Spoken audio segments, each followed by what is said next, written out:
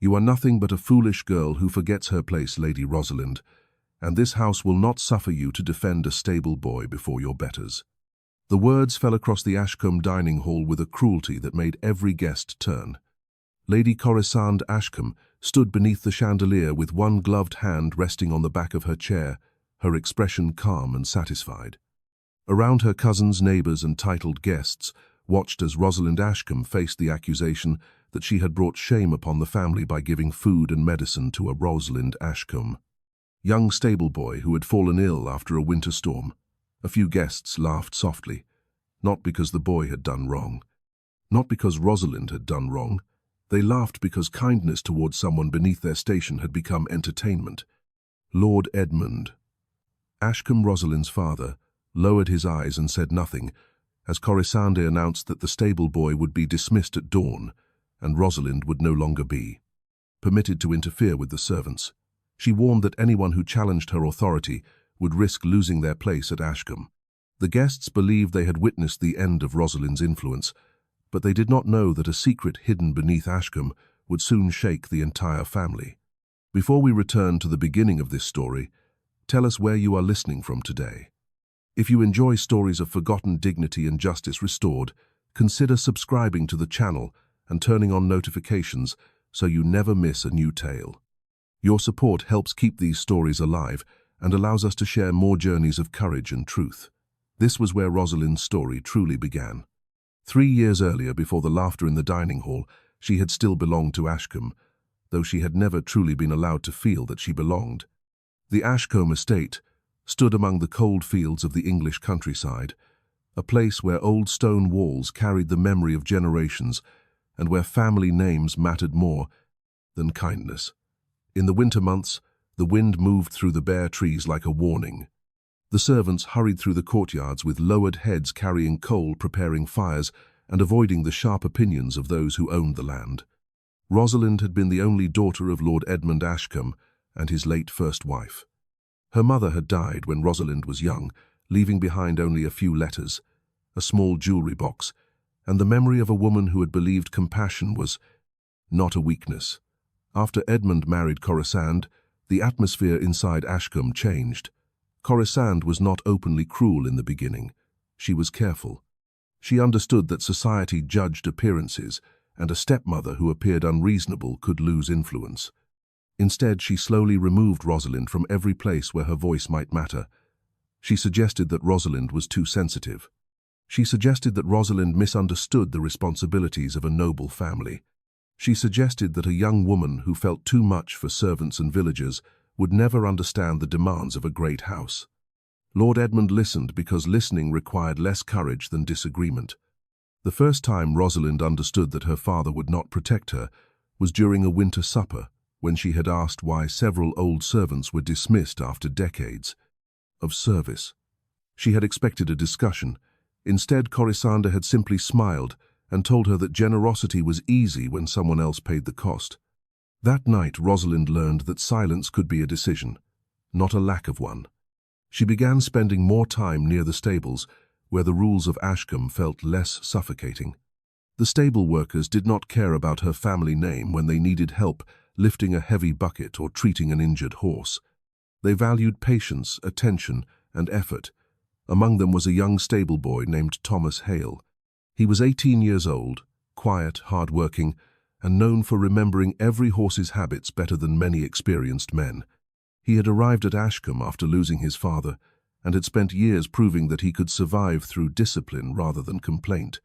Rosalind first noticed him during a freezing evening, when she saw him giving his own coat to a frightened young horse that had been left outside too long. It was not a grand gesture. There was no audience. There was no reward. It was simply a person choosing kindness when nobody was watching. From that day, Rosalind treated Thomas with the same respect she offered everyone else. She asked about his work. She brought him books from the library that old servants had once enjoyed. She noticed when he was exhausted and quietly arranged for extra supplies during difficult weeks. To Corisande, this was unacceptable. The problem was not only that Rosalind helped a stable boy. The deeper problem was that Rosalind refused to believe rank determined human worth. Corisande had married Edmund for security and position, and she understood the value of reputation. The Ashcombe estate carried debts from years of poor management, and she had become increasingly interested in controlling every remaining resource. She wanted influence over the land. She wanted control over the household accounts. Most importantly, she wanted Rosalind removed from any claim that could weaken her own position. The late Lady Ashcombe had left certain arrangements connected to Rosalind's future, and Corisande had never stopped asking questions about them. Questions that were always asked in private. Questions that stopped whenever Rosalind entered the room. In the weeks before the humiliating dinner, Rosalind began noticing small changes. A locked cabinet in her father's study that had once been open. A solicitor's name mentioned and quickly forgotten. A servant who suddenly refused to speak about old household matters. One evening, while walking past the library, Rosalind saw the door slightly open. Inside, Corisande and Lord Edmund were speaking in low voices. Rosalind did not intend to listen. She had been raised to respect privacy. But then she heard her own name. She stopped beside the doorway. The voices inside became clearer. Corisande spoke about how easily society believed rumors about women who behaved strangely. She mentioned that people already considered Rosalind too emotional and too attached to those below her station. Lord Edmund sounded uncertain. But uncertainty did not become defense. It became permission. Rosalind stepped away before she could hear more. That was the first time in her life she understood that someone might be preparing to destroy her reputation before destroying her inheritance. The following morning she went to the servants' quarters and found Mrs. Eliza Bell, an elderly housekeeper who had served Ashcombe since before Corisande arrived. Eliza was known for saying little, but she noticed everything. When Rosalind asked whether she knew why old records from the household accounts had disappeared, the woman became silent. Then she looked toward the corridor to ensure nobody was nearby. Eliza did not answer directly. She only said that some papers were more dangerous than weapons because paper could decide who was believed. Rosalind remembered those words. She remembered them because later that same day, she found a small wooden box hidden behind old books in her mother's former room. The box was locked, and beside it was a name written on a faded piece of paper, a name that belonged to someone the Ashcombe family claimed had left England years ago.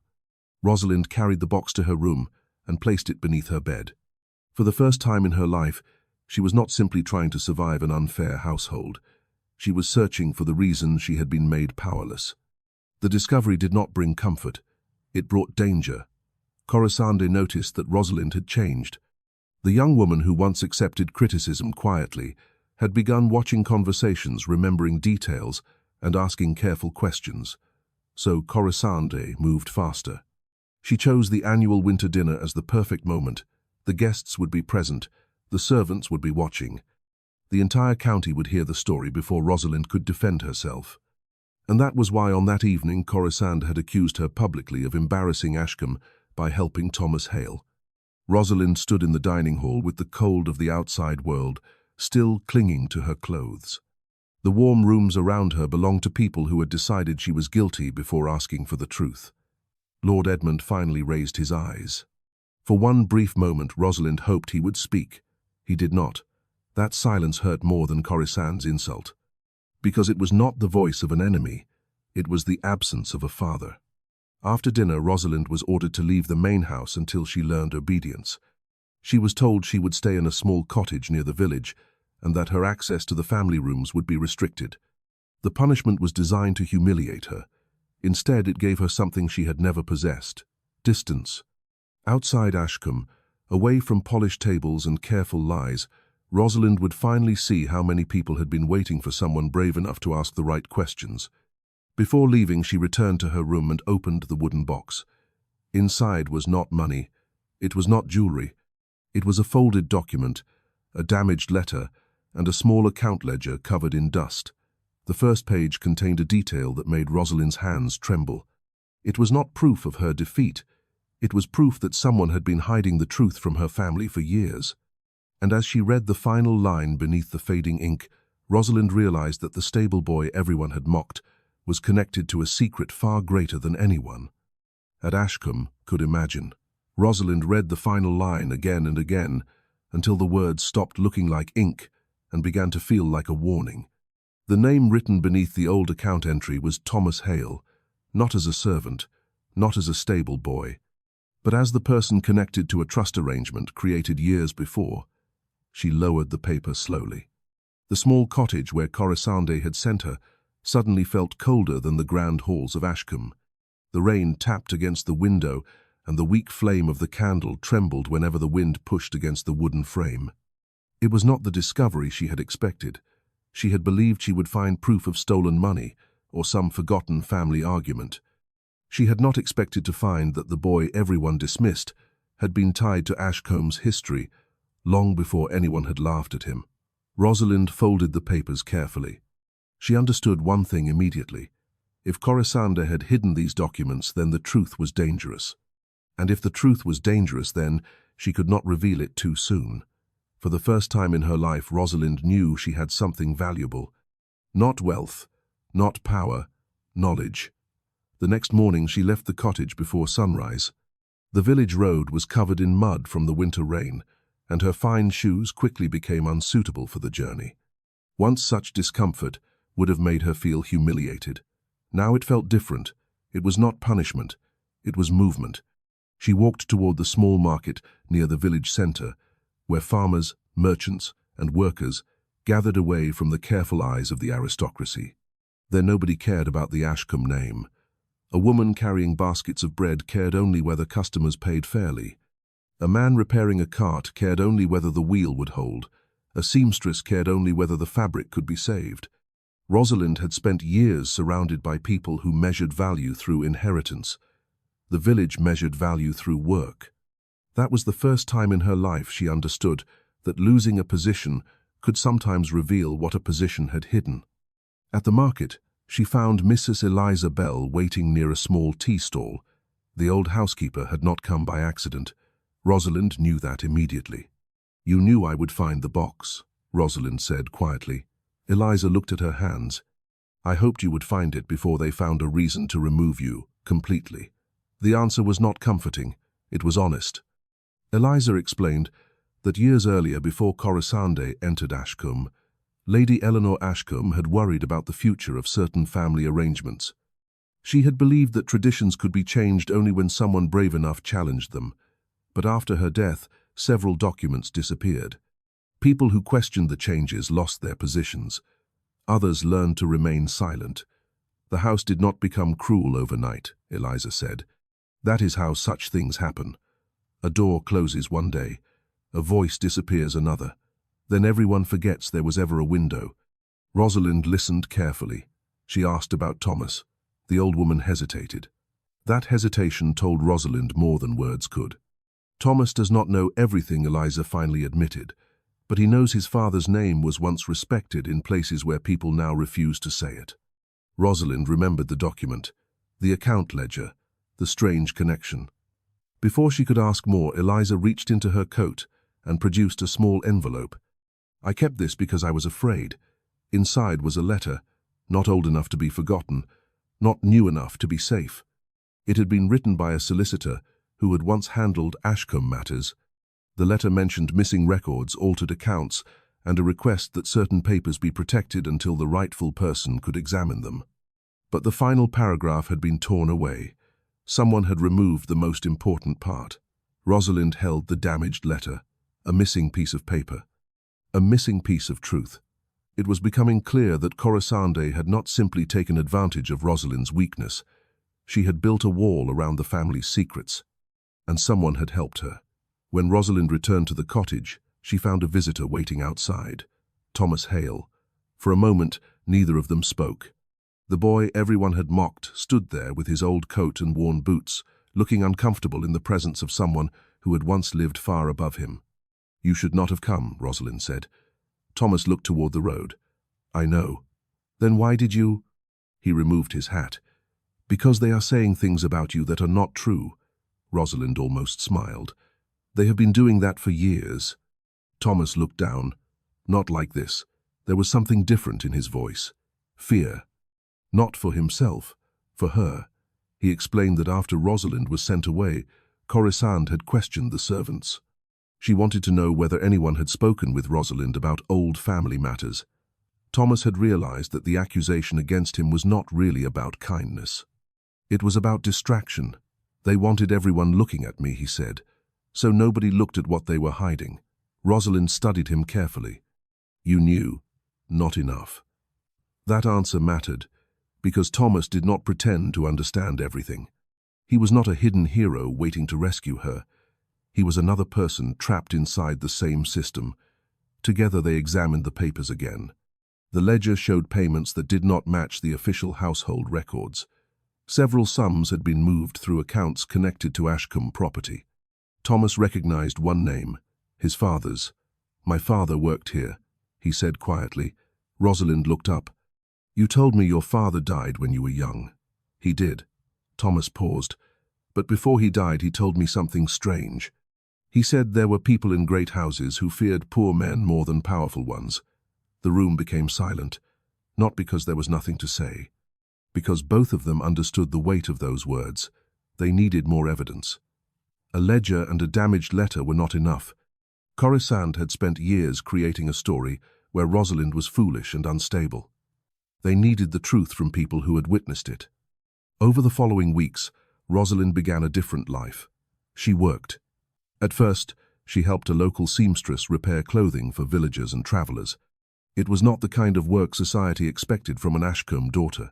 Some people whispered, some recognized her, but slowly the whispers changed. They saw that she arrived early. They saw that she learned quickly.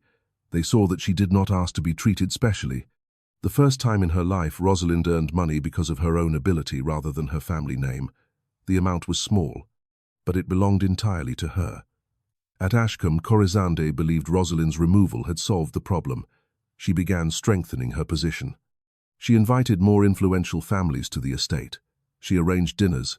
She spoke carefully about Rosalind's delicate condition and unfortunate imagination. The rumors spread exactly as she intended. But Rosalind made one mistake. She assumed everyone beneath her noticed nothing. One evening, the new head gardener at Ashcombe overheard a conversation near the library. He was not meant to be there. The door had been left slightly open. Inside, Rosalind and her solicitor discussed the missing documents. The gardener heard only fragments. Enough. He heard Thomas Hale's name. He heard the words old arrangement. He heard Rosalind say that if the papers were found, everything would collapse. The gardener did not confront anyone.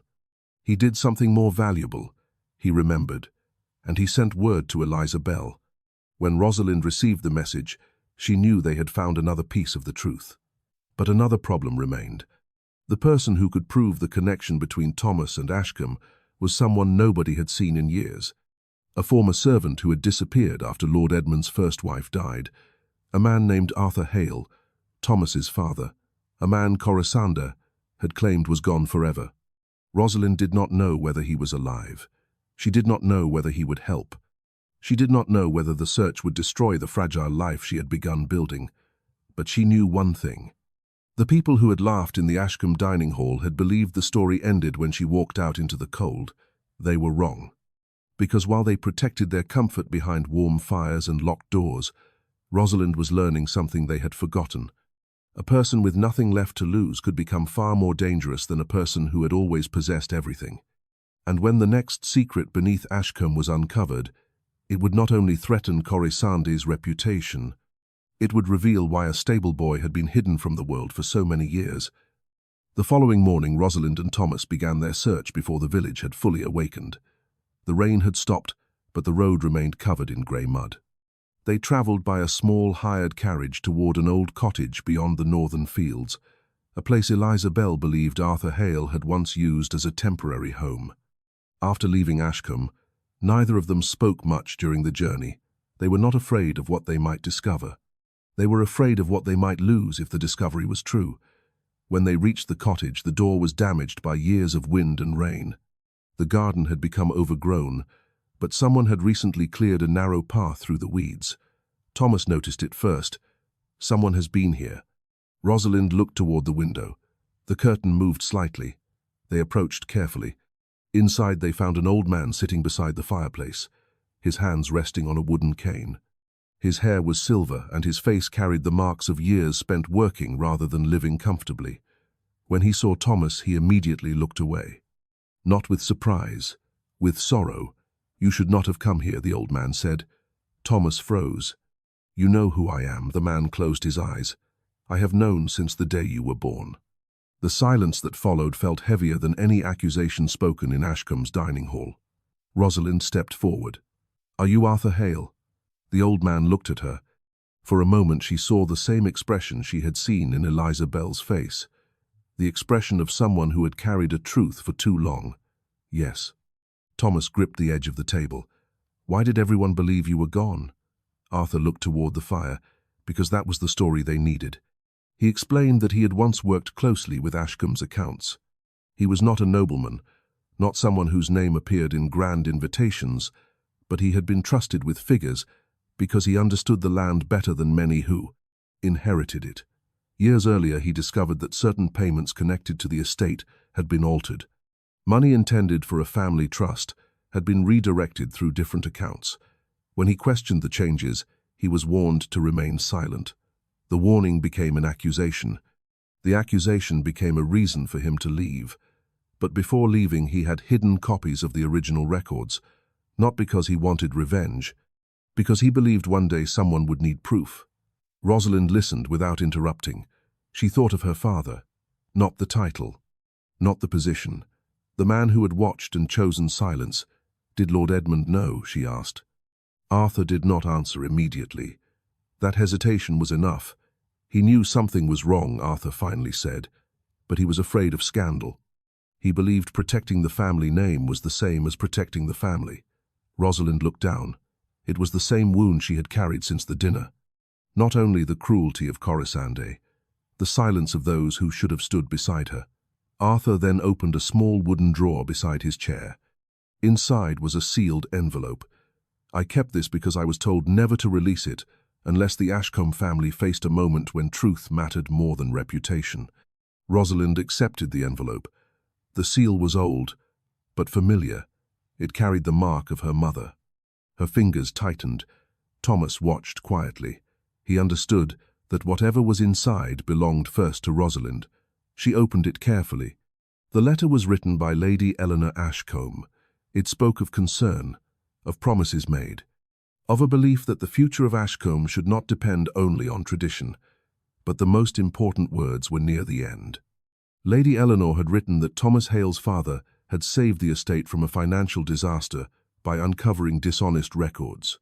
In return, she had arranged protection for his family and secured a trust connected to his loyalty and service. The stable boy who had been mocked for standing beside Rosalind had never been insignificant. He had simply been hidden. Rosalind folded the letter. The truth was no longer a suspicion. It was becoming a case. When they returned to the village, they found Eliza Bell waiting. But she was not alone. A solicitor stood beside her, an older gentleman with a serious expression and a leather case in his hand. "Eliza sent for me," he explained. She believed the time had come. Rosalind recognized the name on his card. He had once worked with the Ashcombe family.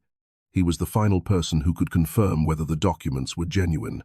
The solicitor examined the papers carefully, the ledger, the letter, the account entries.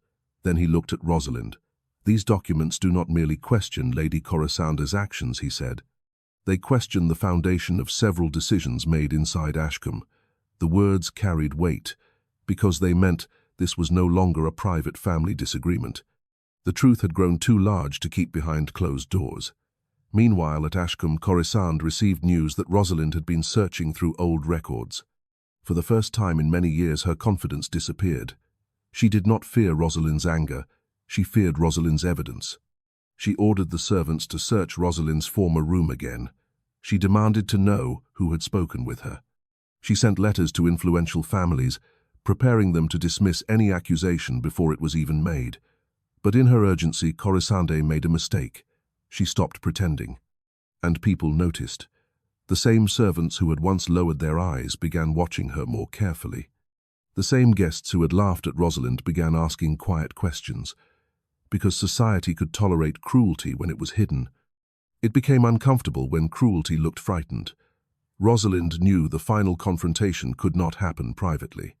Rosalind had destroyed her reputation in front of a room full of witnesses. The truth would have to return to that same world, not through anger, not through revenge, through evidence. And as the winter season approached its grandest gathering at Ashcombe, invitations were prepared, candles were ordered, and the family once again prepared to open its doors to the gathering. Elite. But this time Rosalind would not enter as the daughter they had dismissed. She would enter carrying the truth they had tried to bury. And waiting inside those doors was the one person who had remained silent the longest, her father. The return to Ashcombe was not announced with music or ceremony. It began with a single carriage arriving beneath a grey winter sky.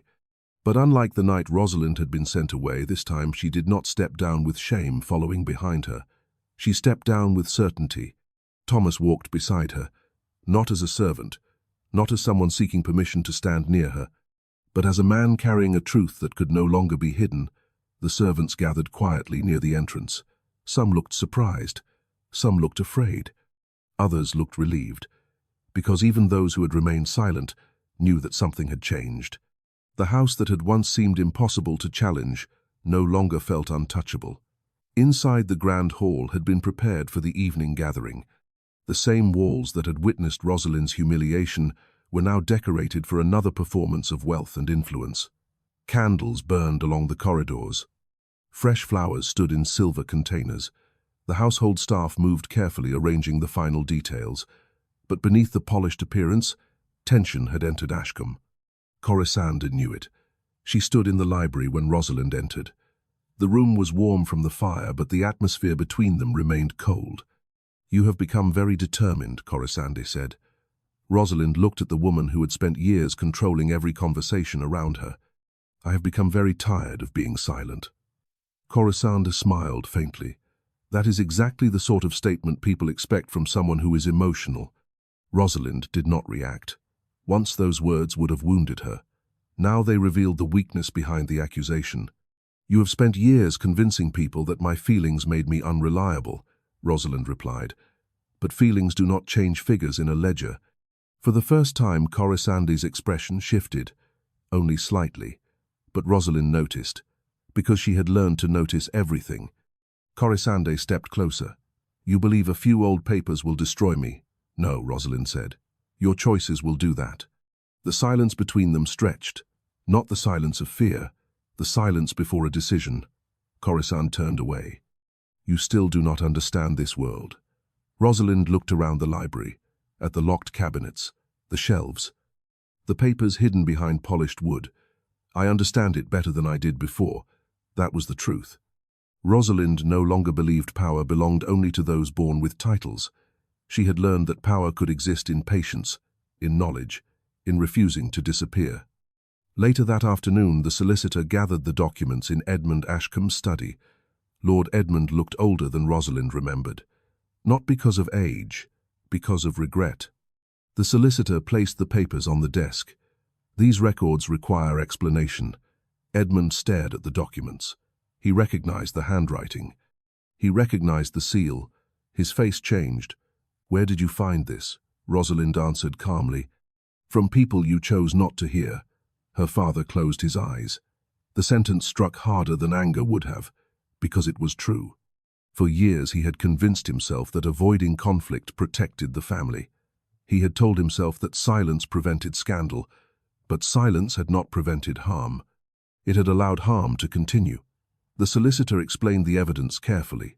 The missing funds, the altered accounts, the connection to Thomas Hale's family, the protection arranged by Lady Eleanor. The room remained quiet as each piece was placed before Edmund. Then he looked at Thomas, a young man who had once entered Ashcombe through the servants' entrance, a young man who had been laughed at by people who knew nothing about him. "I owe you an apology," Edmund said. Thomas lowered his eyes. "I do not need an apology, my lord." Edmund looked surprised. "What do you need?" Thomas answered after a moment. "The truth." That response stayed in the room. Because it was not a demand for revenge, it was a demand for recognition. The evening gathering continued as planned. That was Rosalind's decision. She believed cancelling would look like fear.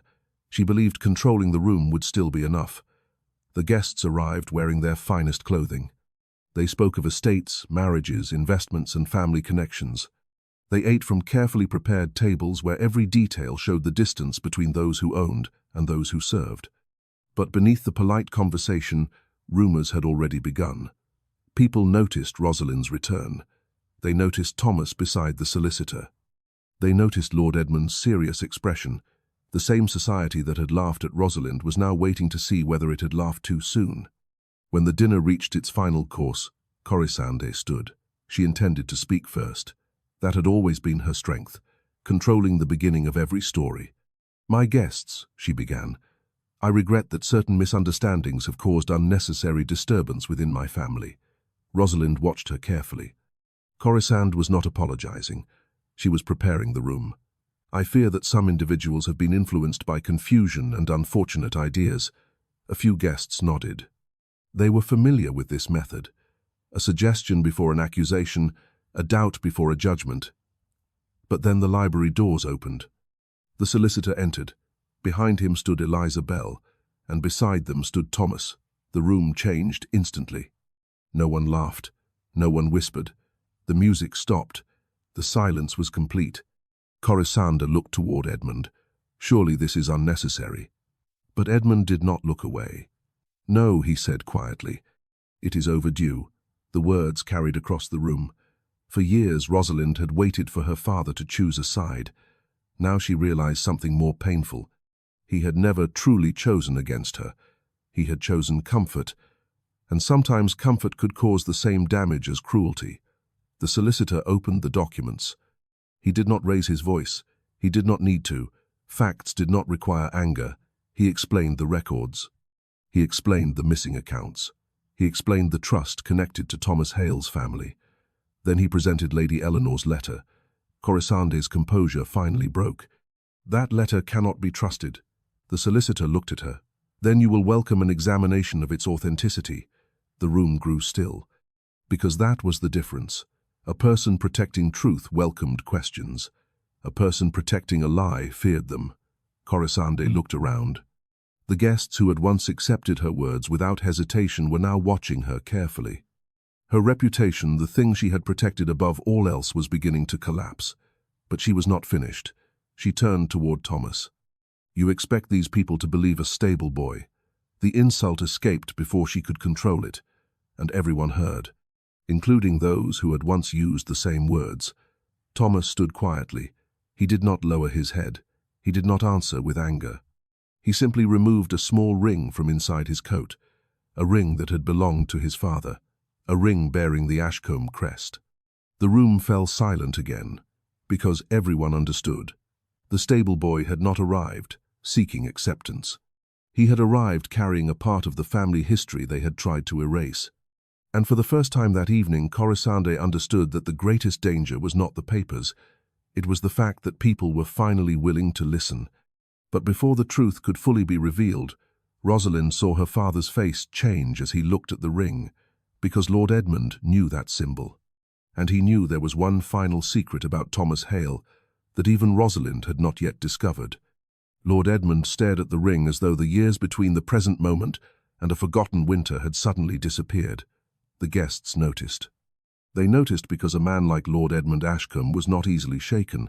For decades he had carried himself with the controlled expression expected of his position.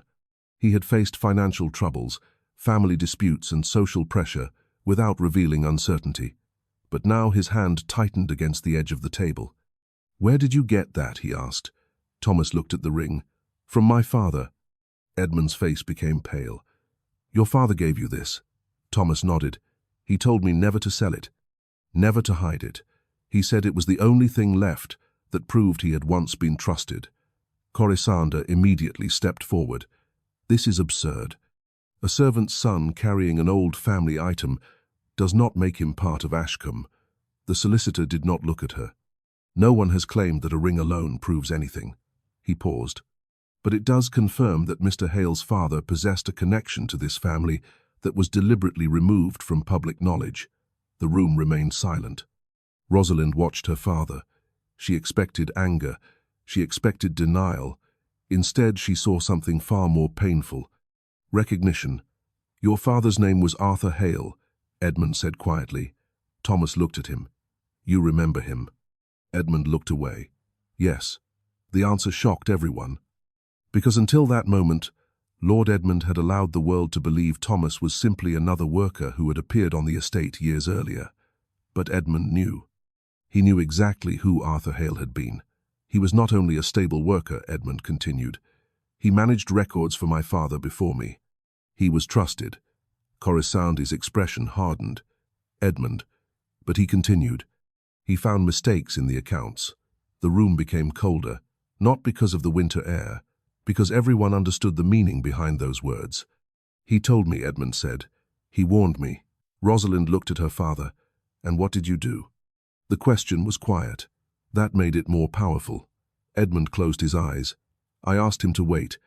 A painful silence followed. Then I asked him not to make accusations without proof. Thomas looked at him. And when he found proof, Edmund did not answer. He did not need to. Rosalind understood. Her father had not created the injustice, but he had allowed it to continue.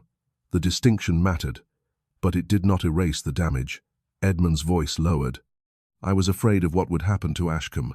Rosalind looked around the room, at the guests, at the servants standing near the walls, at the family portraits watching silently from above.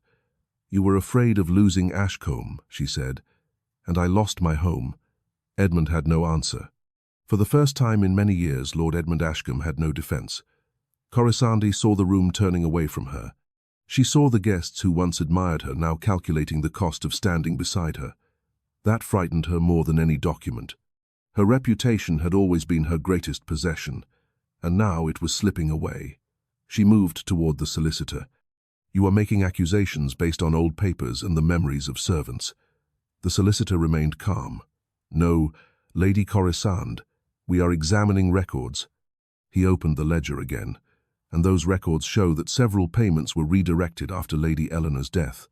Corisande lifted her chin. Circumstances change. Yes, Rosalind replied. Everyone turned toward her. Circumstances change, but truth does not. It was the first time she had spoken before a room full of powerful people without fear. The first time in her life, she did not measure every word by how others might judge her. She was no longer the daughter waiting for permission to be heard. She was the woman who had survived being ignored. Corisande looked at her with open hostility. You think this makes you powerful? Rosalind shook her head. No, she looked toward Thomas. I think it means nobody should have been powerless. The words reached beyond the room. Even the servants listening quietly understood them. The solicitor then placed one final document on the table. It was not from Lady Eleanor. It was not from Arthur Hale. It was from the Ashcombe family solicitor of years earlier. A note confirming that Thomas Hale's father had been granted protection through a private arrangement because of his service and because he had discovered financial misconduct. The document did not give Thomas a title. It did not transform him into someone else. It did something more important. It restored the truth of who he had always been. A man who had earned respect, not a man who needed a noble name to deserve it. Corisande looked at the document. Then she looked at Thomas. For the first time she could not dismiss him, because the person she had called insignificant was now the person standing between her and the collapse of everything she had built. But Rosalind noticed something else. A small movement. A glance exchanged between Corisande and someone near the back of the room, someone who had been silent all evening. The family solicitor who had worked with Ashcombe for years. Rosalind recognized the expression. Not surprise, fear. She understood immediately. There was another person involved. Corisande had not acted alone. And if that was true, then the evidence they had uncovered was only the beginning. The solicitor followed Rosalind's gaze. His expression changed. Lady Rosalind, he said quietly, there is something else you must know. The room waited, because the truth had already broken one secret open. But beneath Ashcombe's polished walls another one was waiting, and this time it concerned not only Thomas Hale, it concerned the reason Lady Eleanor Ashcombe had hidden the documents instead of revealing them before her death. The solicitor lowered his voice, but the room was silent enough that everyone heard the weight behind his words.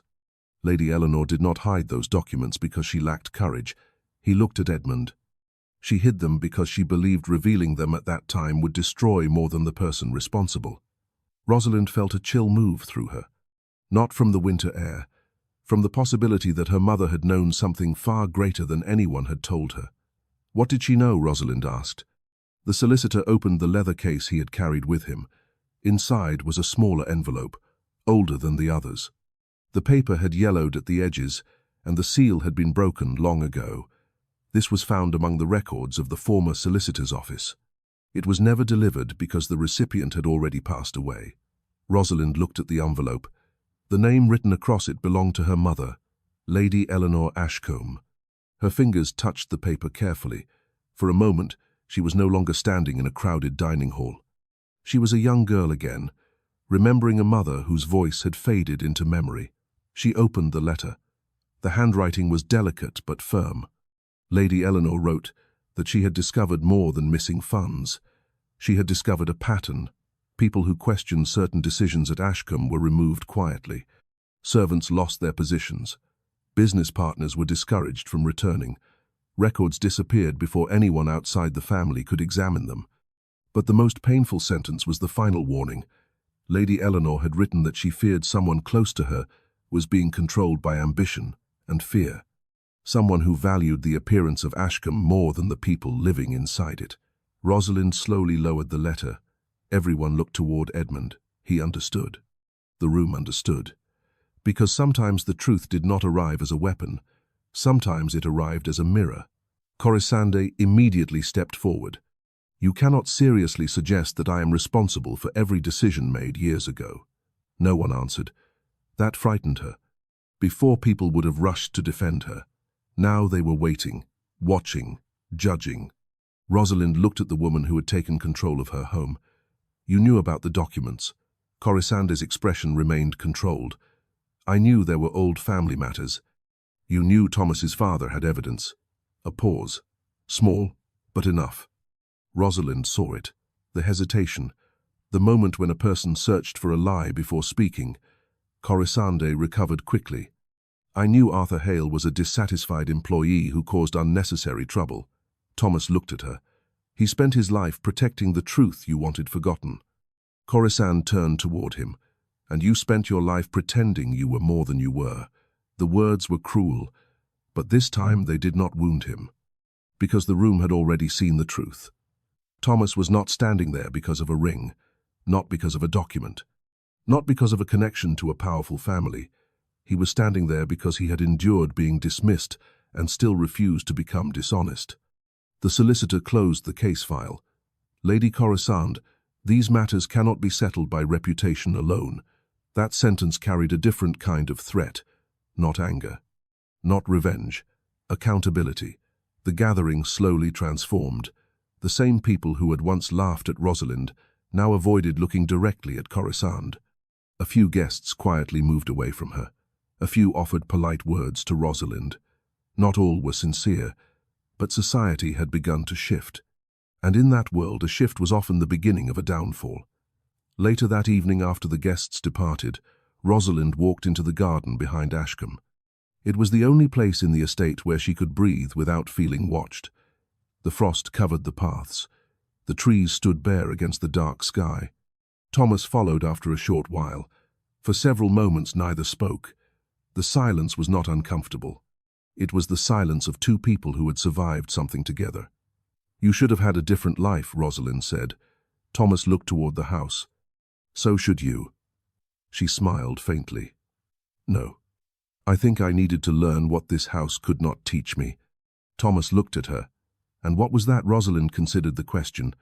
She thought about the servants who had helped her, the villagers who had accepted her, the work she had done with her own hands, the value of being useful. Thomas shook his head. You were always valuable. The words were simple, but they carried more meaning than any compliment she had received inside Ashcombe, because they were not based on her family name, not on her inheritance, not on her ability to impress anyone. They were based on who she was. For the first time in her life, Rosalind understood the difference between being admired and being respected. Inside the house, however, the conflict was not finished. Corisande remained in the library, alone. She stared at the empty chair where she had expected to sit, as the unquestioned authority of Ashcombe. Now she saw something else, a future where doors closed, where invitations stopped arriving, where people who once praised her would pretend they had never known her. She could accept losing money. She could accept losing influence, but she could not accept losing control of the story. So she opened a locked drawer. Inside was a final document, one she had kept hidden, one she believed would protect her if everything else failed. She unfolded it, and for the first time that night a small smile returned to her face, because while Rosalind had found old secrets buried beneath Ashcombe, Rosalind still possessed one secret that could change the meaning of everything they believed. The next morning the household would discover that the final battle for Ashcombe had not yet begun. It had only moved to a more dangerous place. The truth.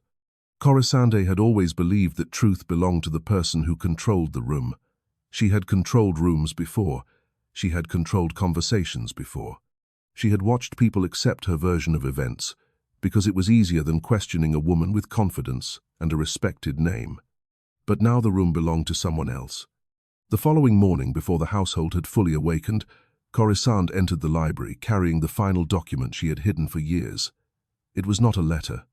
It was not a ledger. It was a signed agreement, a document that, if revealed carefully, could create doubt about everything Rosalind and Thomas had uncovered. Corisande had not survived for so long by relying only on cruelty. She survived because she understood fear, and she knew exactly what frightened powerful families most. Not scandal, not money, uncertainty. If she could make people uncertain, they might forgive almost anything. She waited until Lord Edmund entered. He looked exhausted, older. The events of the previous night had taken away the confidence he once carried so easily. "You should have told me everything," Corisande said. Edmund stopped. "You are the one who hid things." Corisande placed the document on the desk. "No, I am the one who understood what would happen if everything was exposed." Edmund looked at the paper. "What is that?" "A record concerning Rosalind's inheritance." His expression changed. Corisande watched carefully. There it was. The doubt, the small opening she needed. "You have spent years believing you failed your daughter," she continued. "Perhaps you did. But do not let guilt make you careless now." Edmund did not touch the document. "What are you suggesting?" "That Rosalind has been given only part of the truth." The words were chosen carefully. Not a lie. Not exactly. A suggestion. Corisande knew that suggestions were often more powerful than accusations. But Edmund was no longer the same man who had remained silent at the dinner table years earlier. He looked at the document, then at her. "You are still trying to control the story." For the first time, Corisande had no immediate answer, because she realized something had changed. Edmund was no longer protecting Ashcombe's image. He was finally seeing the cost of that protection. Meanwhile, Rosalind and the solicitor examined the new information. They did not rush. They did not assume victory. That was what made them stronger. The document Corisande had revealed was genuine, but it was incomplete. It showed that certain arrangements had been discussed regarding Rosalind's future, but it did not remove the evidence of altered accounts or hidden records. It was not a weapon against Rosalind. It was another piece of the same puzzle. And once the pieces were placed together, the truth became clearer. Corisande had not created every injustice alone. She had inherited a system where silence protected wealth, and where women without independent power could easily be controlled. But she had chosen to use that system for herself. That choice belonged to her. Later that day, Rosalind returned to the garden. The same garden where she had once walked as a daughter who felt like a stranger. Now she walked there as someone who understood her own worth. Thomas joined her. "The solicitor says the matter can proceed formally if needed," he said. Rosalind looked toward the house. "Do you want that?" Thomas thought for a moment. "I wanted my father's name cleared. And now I want people to stop believing that some lives matter less because of where they begin." Rosalind smiled softly. That answer reminded her why she had helped him in the first place. Not because she expected anything, not because she knew what he would become. Because she had seen a person being treated unfairly, and she had chosen not to look away. In the days that followed, the consequences came quietly. No dramatic punishment, no revenge, only doors beginning to close. Families who once competed for Corisande's attention became distant. Invitations stopped arriving. People who had praised her elegance began avoiding conversations about Ashcombe. The world she valued most had turned away. The documents were reviewed, the property records corrected. The truth about Arthur Hale was restored. Thomas did not receive a title. He did not need one. He received recognition for the work his father had done, and the dignity that had been denied to him. Lord Edmund spent many evenings in the library where he once hid from difficult decisions. One evening he found Rosalind there. "I do not expect forgiveness simply because I regret my actions," he said. Rosalind looked at him. That honesty mattered, because for once he was not asking her to make his discomfort easier. "I do not know if I can forget what happened," she replied. Edmund nodded. "I understand. It was not a perfect reconciliation, but it was truthful. And sometimes truth was the first step people reached after years of pretending." As for Corisande, she eventually left Ashcombe.